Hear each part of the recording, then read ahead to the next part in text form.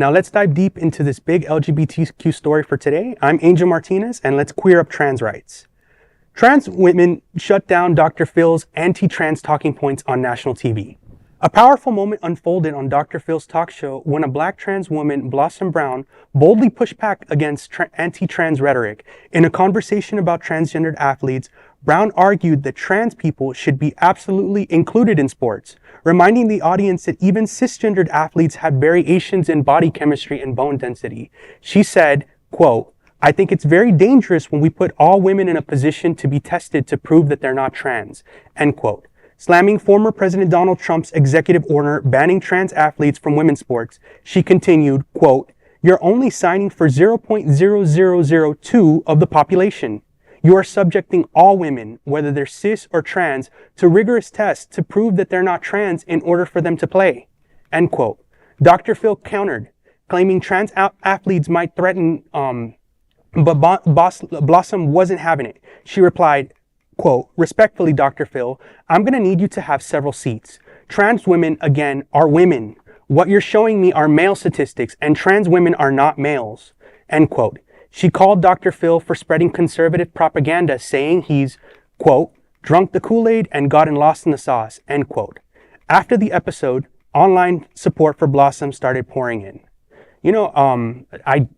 This is why more people aren't watching sports, right? The sports, sometimes are not as inclusive to the LGBTQ plus community, and it's just very unfortunate. I think these clapbacks are necessary. They're necessary, to defend trans women, to defend, the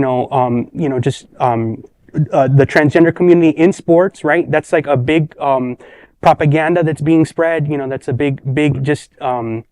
It's purposely trying to hurt our community, and I just don't think it's fair. Now, if we started testing men to see if they're really men, we see how fast they get rid of all the testing, because most men don't want to be tested.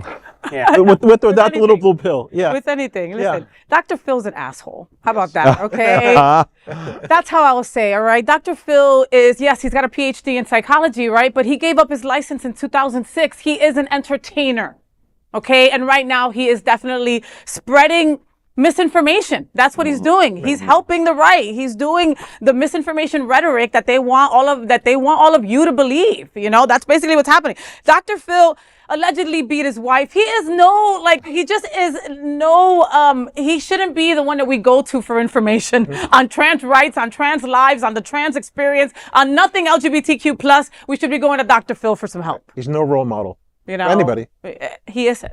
No. He isn't. So, yeah. And listen, Miss Blossom Brown, I'm following you, girl. I love when you told him, I'm going to need for you to take a couple seats. Yeah. I added a bad word after that in my mind. Okay. But you're a badass, and he needed that. He wasn't expecting for you to call him out on his shh.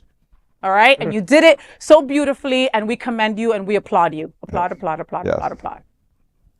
That is the big LGBTQ story for today. There is no other queer nonprofit media platform like this in the entire world. Support our LGBTQ stories by subscribing and sharing Queer News Tonight.